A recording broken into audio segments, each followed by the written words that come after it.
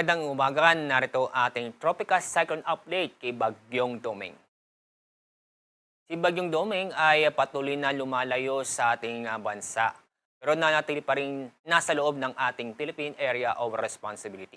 Kasalukuyan, ang layo ng sentro ng bagyo ay nasa 655 kilometers east-northeast ng Itbayat, Batanes. At itong bagyong ito ay wala pa ring direktang epekto sa ating bansa. Pero patuloy pa niyang inahatak ang habagat o southwest monsoon. Kaya nakikita itong southwest monsoon ay naapektuhan ang malaking bahagi ng ating bansa. Sa Central Luzon, Southern Luzon at sa western section ng Visayas. Kaya sa araw na ito, makakaranas po tayo ng maulap na kalangitan na may mga kalat-kalat ng pag-ulan at thunderstorm dulot ng southwest monsoon o habagat sa Metro Manila, Central Luzon, Calabarzon, Mimaropa, Bicol Region at Western Visayas.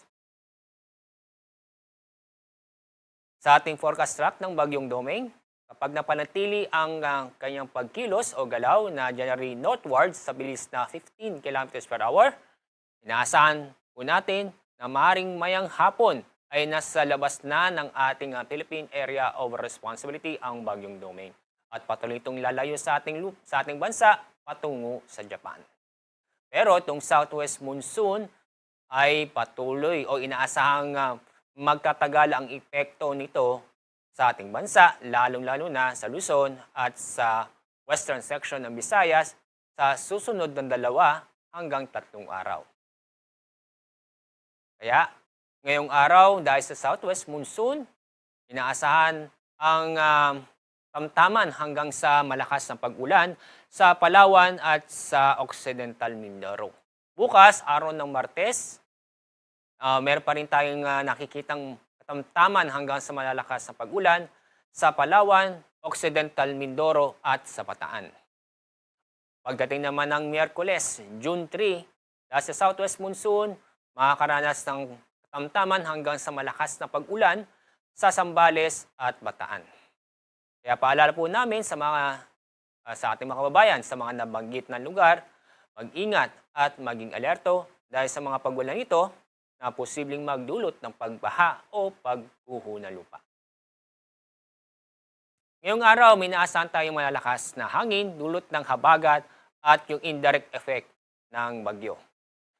Ngayong araw ay ang mga lugar na makakaranas ng malalakas na hangin ay sa Batanes, Buyan Islands, Metro Manila, Calabarzon, Mimaropa, Bicol Region, Panay Island at Negros Occidental.